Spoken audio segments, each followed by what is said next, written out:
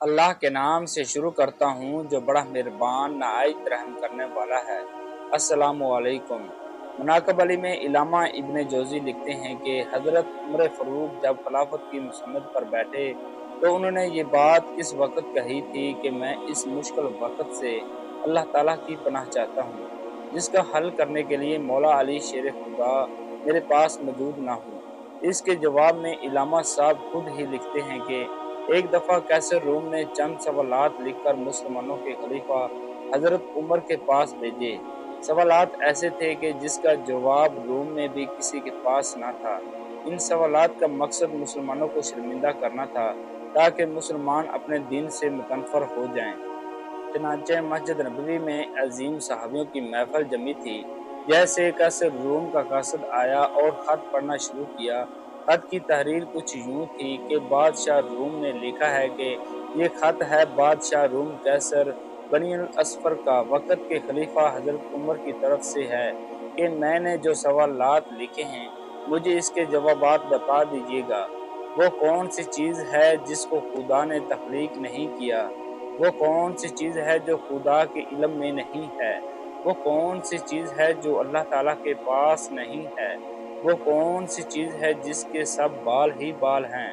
وہ کون سی چیز ہے جس کا صرف منہ ہی منہ ہے؟ وہ کون سی چیز ہے جس کے صرف پاؤں ہی پاؤں ہیں؟ وہ کون سی چیز ہے جس کی صرف آنکھیں ہی آنکھیں ہیں؟ وہ کون سا بندہ ہے جس کا خاندان نہیں ہے؟ وہ کون سی چیز ہے جو شکم مادر میں نہیں رہی؟ وہ کون سی بے جان چیز ہے جو سانس نہیں لیتی؟ ناقوس کی آواز کا معنی کیا ہے؟ وہ کون سی چیز ہے جس نے ایک مرتبہ پرواز کیا؟ وہ کون سی چیز ہے جس پر صرف ایک بار سورج چمکا؟ وہ کون سا درخت ہے جس کے سایہ کو تیز رفتار سوار 100 سال دوڑ کر بھی عبور نہیں کر سکتا؟ وہ کون سا درخت ہے جو دھوپ اور پانی کا محتاج نہیں؟ دنیا میں اس کی مثال کیا ہے؟ جنت کے برتن جن میں مختلف قسم کے کھانے ہوتے ہیں۔ جنتی لوگ ایک دوسرے سے ملتے ہیں۔ دنیا میں اس کی مثال کس طرح کی ہے؟ جنت کے سیب سے حوراں برآمد ہوں گی لیکن اس میں ذرا بر کمی بھی واقع نہیں ہوتی۔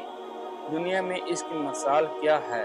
دنیا میں موجود شے کون سی ہے جو دنیا میں لوگوں کی آخرت ایک شخص کے لیے ہوگی؟ جنت کی چابیاں کیا ہیں؟ حضرت عمر نے خط پڑھتے ہی فرمایا کہ اس کا جواب تو صرف رسول باب العلم حضرت علی دے سکتے ہیں۔ چنانچہ خط ان کی طرف بڑھا دیا گیا۔ حضرت علی رضی اللہ تعالیٰ عنہ نے لکھا، بسم اللہ الرحمن الرحیم، اما بعد تیرا خط وصول ہوا۔ میں اپنے رب اور اپنے پیارے پیغمبر حضرت محمد صلی اللہ علیہ وآلہ وسلم کی برکت سے آپ کو ان سوالات کے جوابات دے رہا ہوں۔ وہ چیز جو مخلوق نہیں وہ خود خدا ہے کہ جس کو اللہ نے پیدا ہی نہیں کیا۔ وہ چیز جس کا اللہ تعالیٰ سے کوئی تعلق نہیں، وہ یہ بات ہے کہ اللہ تعالیٰ کا فلاں بیٹا ہے، حالانکہ خدا واحد ہے، اس کی نہ تو کوئی اولاد ہے اور نہ ہی اس کے ساتھ کوئی دوسرا معبود ہے۔ خدا نہ کسی کی اولاد ہے اور نہ خدا کی کوئی اولاد ہے۔ وہ چیز جو اللہ تعالیٰ کے پاس نہیں ہے وہ ظلم ہے۔ اللہ تعالیٰ کا فرمان ہے کہ خدا اپنے بندوں پر کبھی ظلم نہیں کرتا۔ وہ چیز جو صرف بال ہی بال ہیں وہ ہوا ہے۔ وہ چیز جس کا صرف منہ ہی منہ ہے وہ آگ ہے۔ وہ چیز جس کے صرف پاؤں ہی پاؤں ہیں وہ پانی ہے۔ وہی چیز جس کی صرف آنکھیں ہی ہیں وہ سورج ہے۔ وہ شخص جس کا کوئی خاندان نہیں ہے وہ صرف حضرت آدم علیہ السلام ہیں۔ وہ چیز جو شکم مادر میں نہیں رہی، 5 یہ ہیں: حضرت آدم علیہ السلام، اماں حوا، حضرت اسماعیل علیہ السلام کی قربانی کا دمبا، حضرت موسیٰ علیہ السلام کا عصا، حضرت صالح کی اونٹنی۔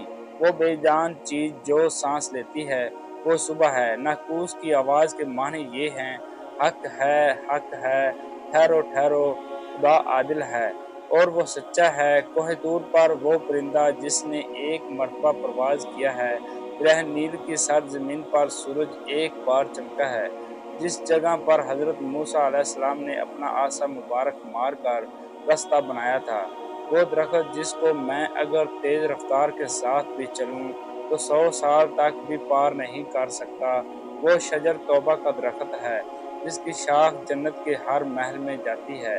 دنیا میں اس کی مثال سورج ہے کہ جس کی گردن ہر گھر میں پہنچتی ہے اور تمام زمین اس کی روشنی سے روشن ہو جاتی ہے۔ وہ درخت جو پانی کے بغیر اگایا تھا، وہ درخت ہے جو حضرت یونس کے لیے اگایا گیا تھا۔ اللہ تعالیٰ نے ارشاد فرمایا، ہم نے اپنے پیارے حبیب مصطفیٰ صلی اللہ علیہ وآلہ وسلم کے لیے کدو کی بیل اگائی۔ جنت کے برتن میں بے شمار قسم کے انعامات ہوں گے، وہ ایک دوسرے سے الگ الگ ہوں گے۔ اس کی مثال ہم دنیا میں مرغی کے انڈے کی لے سکتے ہیں کہ جس میں سفید اور زرد دونوں پانی شامل ہوتے ہیں، لیکن ایک دوسرے سے ملتے نہیں ہیں۔ جنت میں جو سیب عطا کیا جائے گا، اس سے حور برآمد ہوگی۔ اس کی مثال ایسے ہے جیسا کہ سیب سے کیڑا باہر نکلتا ہے، لیکن اس میں کمی واقع نہیں ہوتی۔ وہ چیز جو دنیا میں سب کے لیے برابر ہے، چاہے وہ مومن ہو یا کافر ہو، لیکن آخرت میں وہ صرف اور صرف مومن کو عطا کی جائے گی۔ وہ کھجور کا میوہ ہے جسے آخرت میں صرف مومن ہی کھا سکے گا، جبکہ دنیا میں اسے مومن اور کافر دونوں یکساں استعمال کرتے ہیں۔ جنت کی چابیاں کلمہ توحید ہے، لا الہ الا اللہ محمد رسول اللہ۔ ابن مصعب سے مروی ہے کہ خط بادشاہ روم کو ملا۔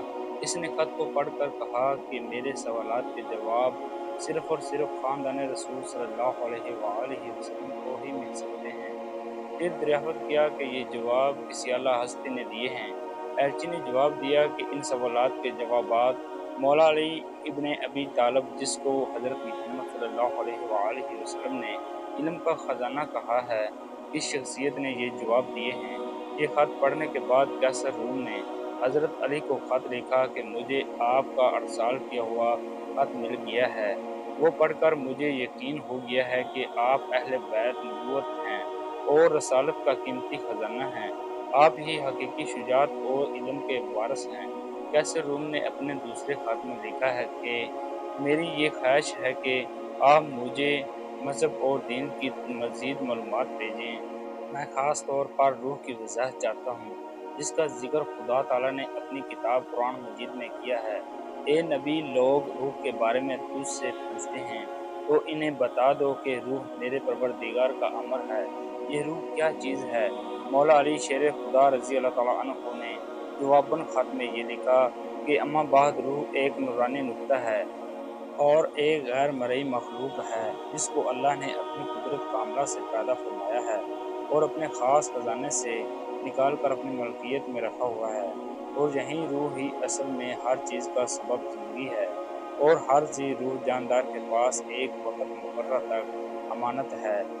جب اس کی مدت مکمل ہوتی ہے تو خدا اسے واپس اپنے پاس بلا لیتا ہے۔ دوستو، اگر آپ کو میری ویڈیو اچھی لگی ہے تو آپ میرے چینل کو سبسکرائب، لائک اور شیئر کیجیے گا تاکہ آپ کو اسلامی معلومات سے آگاہ کیا جائے۔